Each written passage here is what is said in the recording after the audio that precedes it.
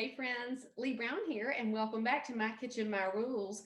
And this is a Thanksgiving Day episode, obviously, but you can watch this anytime because who doesn't need a mess of collard greens in their house? And so we are going to make real Southern collard greens today.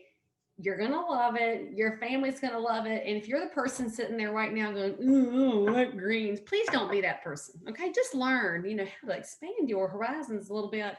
So the first thing you need to have really amazing collard greens is an onion. So we're going to chop an onion because frankly, onion goes in just about everything. And we'll get it cut up here pretty good and get it started. Now I've got to start my collard greens have to start on the early side of your meal because good ones don't happen in 30 minutes. And frankly, y'all know that channel of things Southern people say or do or whatever it's called. And they had one where the Southern people were talking to Siri and Alexa and all these little devices that, by the way, are not in my home. And they were talking about how do you fix collard greens. And the one lady had the device tell her that you could fix them in 30 minutes. And she told Siri and Alexa, no, thank you. And to cut it off, it's pretty daggum hilarious because it's true.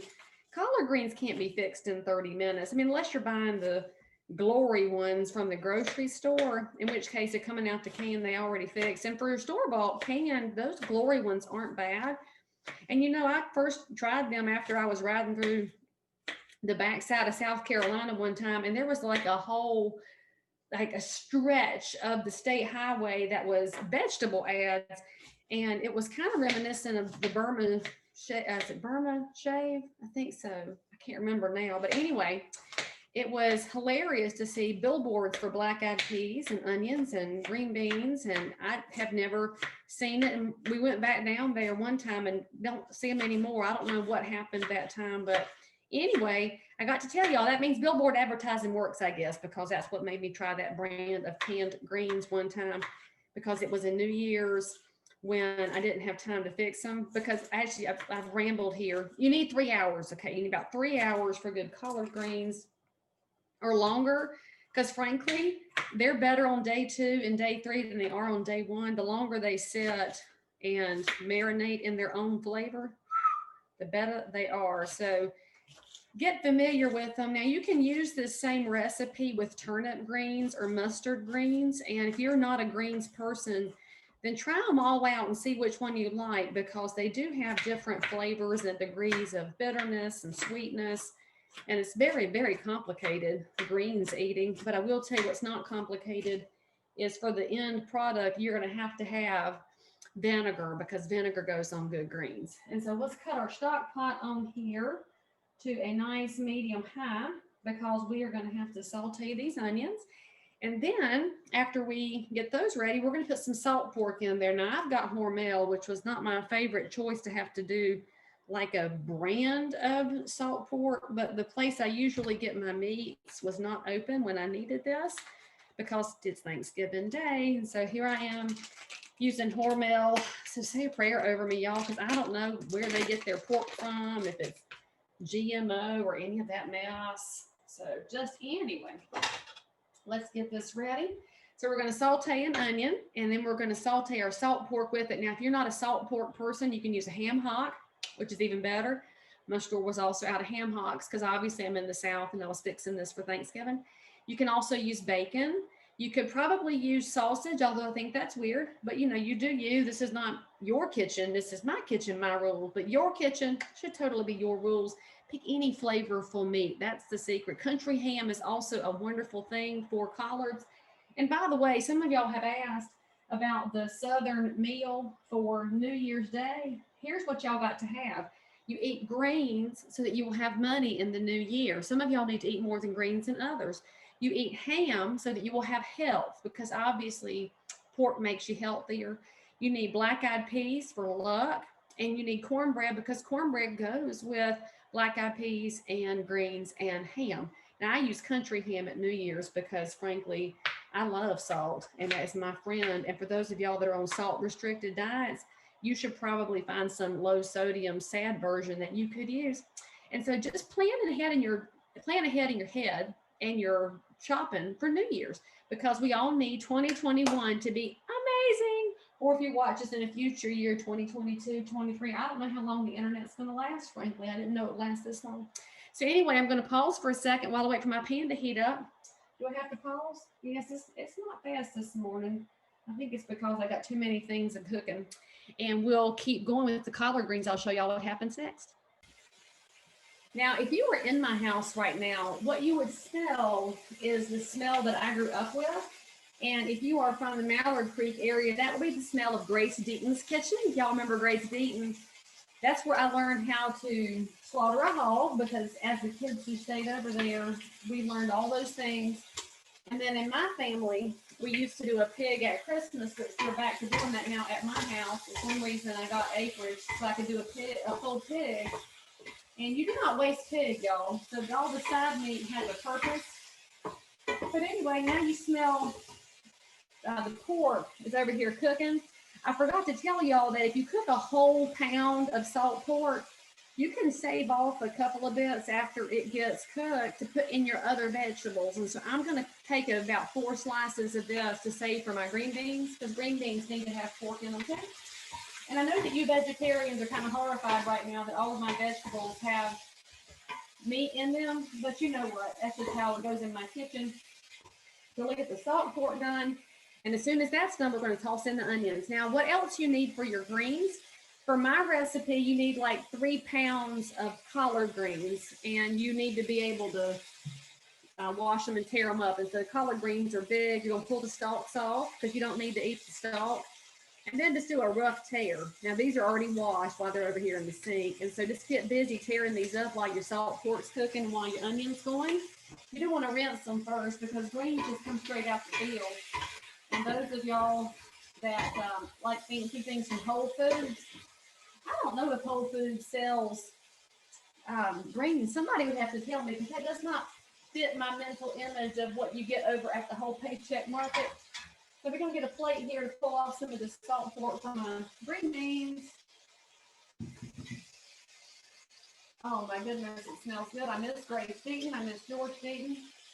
I had the best childhood ever, y'all, because that was back in the day. All right, let's get a few slices of this. And then the green beans is sharing with the collard greens. Let's toss in our onion, which is right here. Now my kitchen's really going to smell good. And frankly, this is one reason you own a stock pot. It will do everything for you. But of course, when you have a 3-hour cook time, you got to get busy. Oh, I dropped onion on the floor. Y'all know I can't cotton to having food on the floor. So we're going to cook this until the onions are translucent. And while that's over here, turn that heat down a little bit now that my pork is good. That 𝙑𝙀𝘼𝘾 was thin sliced. I never used it before, but high five to them for making it easy for me. And then the other ingredients you're going to need 3 quarts of chicken broth. I've got the 𝑘𝙃 reduced sodium today. I know, isn't that a joke? I buy reduced sodium chicken broth, but I'm using salt pork. I mean, it's a balancing thing, y'all. And then you need apple cider vinegar. And of course, I use Bragg's because it has old people on the label. You're going to need about 1/3 cup of that. You're going to need pepper. You're going to need crushed red pepper, or you can use cayenne if you want, but that's weird. Use the little flakes that you put on your pizza. You're going to need some salt. I use Morton's kosher. And then, of course, I got some Dixie Crystal sugar. You're thinking, Leigh, what does sugar have to do with this? It's a balancing act with the vinegar. See, you just thought Southern food was just because it's easy. Southern people are smart. We just hide it from y'all sometimes because you make fun of our accents. So I'll be back in 2 seconds and we'll see where we're at. I was just thinking, I told y'all to take the stalks off your collard greens. I didn't show you the easy way. Fold it half in 2 and then just pull the leafy part off and leave the stalk over here to the side. I don't like the ends, and so I'm just tearing it basically into small pieces. Now, you've heard Southerners refer to making a mess of things, and that doesn't mean we've made, a mess to be cleaned up. A mess is a bunch, and you need a lot.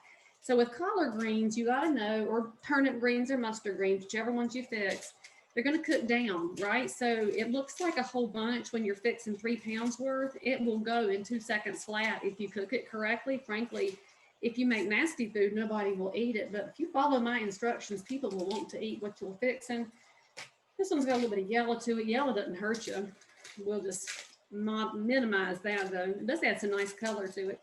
So anyway, what you should know about greens is they're full of all kinds of vitamins, and if you want to help your immune system get stronger, friends, y'all have got to stop eating so much processed food. Everything you eat should not come out of the freezer case or out of the box. Go to the produce section, watch my channel, and figure out how to fix some of this stuff. I mean, it takes you a little bit of time, that's all. And, you know, people know that in the South we have the best barbecue. This is really not up for debate. And barbecue is pork. It is not beef, and it is not a verb. It is a noun. So let's just be clear about that.